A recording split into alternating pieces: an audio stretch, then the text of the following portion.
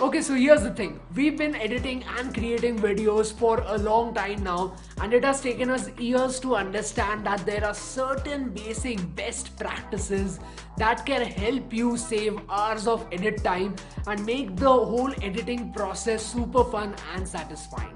So in this video, I'm going to cover 5 super easy tips that will let you edit your videos 3 times faster and make you a video creation ninja.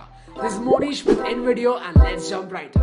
Let's start with the one tip that can make the biggest difference on how fast you can edit your videos, and that is your hardware. If you're editing on a traditional editing software like Premiere Pro or Final Cut Pro, you will require a high-end laptop or a computer which should have at least an i7 processor, a 16 GB RAM and a dedicated graphics card.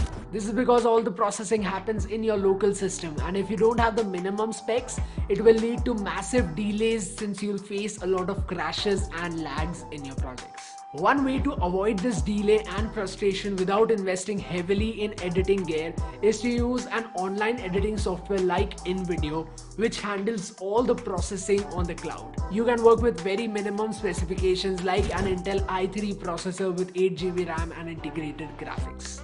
This should be more than enough for you to smoothly edit out everything, and the render times are going to be much lower than traditional editing softwares because all of it happens on the cloud. And since the required specs are basic and all of your files are on the cloud, this means anyone from your team can easily access these files and continue editing from where you left off on a different device, which means faster collaborations and lesser times for edits. Number 2 on our list is make sure that you shoot to edit.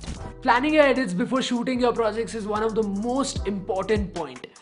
If you have a script of your project and then you storyboard and create a shortlist, this planned execution will save you hours of time, as you'll have the script to refer to while you're editing, and you'll save a lot of time as you won't have to shoot hours of random footage and create a story out of it. Now what you can do is start with a basic app. So every phone nowadays have a notes app where you can write down stuff. So just start with a basic app, write down your script and keep it handy on your phone.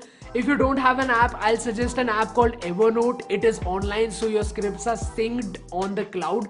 So that's a good app. And you can write all your scripts on your phone and then create another note for all the shots that you have to take according to the script.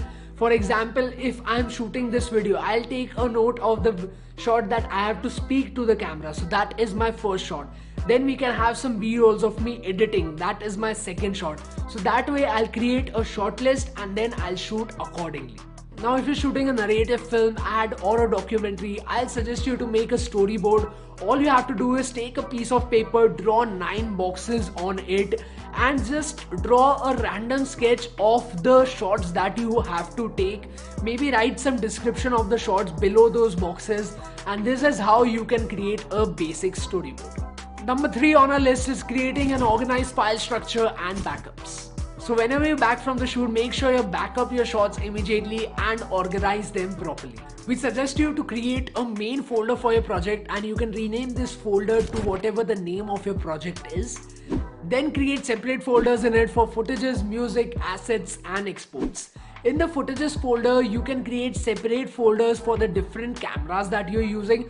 For example, whenever I am back from a shoot, I would make a folder for my GoPro shots, my main camera shots and my drone shots. And then you can create subfolders that are categorized into the number of days and the shoot locations. For example, your shoot is of 3 days in 3 different locations. So you would make 3 different folders that are named like day 1, location 1, day 2, location 2, day 3, location 3. This will help you locate your shots easily and will save you a lot of time, as you don't have to spend time in finding your shots. Also, if you're using traditional editing softwares, make sure you back up your data twice, so if the project crashes, you don't run into the risk of losing all your important data. Now again, a benefit of using an online video editing software like InVideo is that whatever happens, your projects won't crash, as they are auto saved online, and even if the projects crash in the middle of an edit, you can easily reopen it and pick up where you left off. Okay, number 4 on the list is one of the most undervalued points, but I can assure you that this can bring the biggest impact, and that is to shut out all distractions. Editing is a process that requires high levels of focus and attention. So we have to make sure that our editing environment is free of distractions so that nothing disturbs our flow of editing. It is very important to keep your smartphone away from you and on silent mode, and make sure to block out time so that no one in your home or your workspace comes and disturbs you.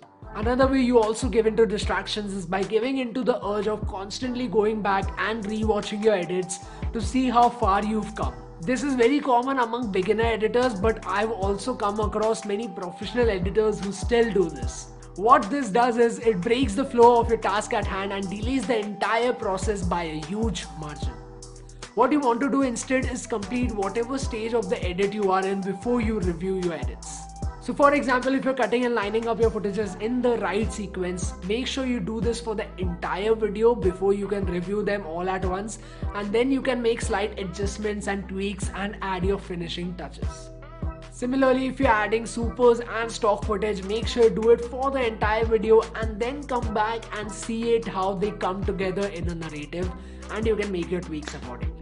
This brings us to a last and final tip that comes in very handy as you start creating more layouts and designs, which is to save your video projects and scenes for reuse. This is more applicable to use cases where you create videos that are more design or motion graphics heavy, like video ads or promo videos. For example, if you're working for a real estate brand, you will usually need time to figure out every design element of the project, like what kind of text styles to use, how they should be positioned, etc. From the second time on, you can actually use the same set of elements and probably the video layout too, and this way you save a lot of time in making these creative choices. Also, if you're using InVideo to edit, you can spend around 15 minutes to go through different templates and scenes and favorite the ones that you like. Now the next time you're editing, you don't have to start from scratch. You can just begin editing with your favorite scenes and get a head start. On your computer, you should also create an assets folder which can have the files that you need on a regular basis. These can be music tracks, sound effects, stationery or motion graphics and more. So those were our 5 tips for editing your videos faster and becoming a video creation ninja. If you found value in this video and you'd like to learn more about the video creation fundamentals, like how to edit to the beat and how to make most out of your B-rolls, you can check out this playlist on the screen. Do let us know in the comments below what you'd like us to cover next. This is Modish with InVideo and đăng ký dùng thử miễn phí phần mềm tạo video tại trang web invideo.design.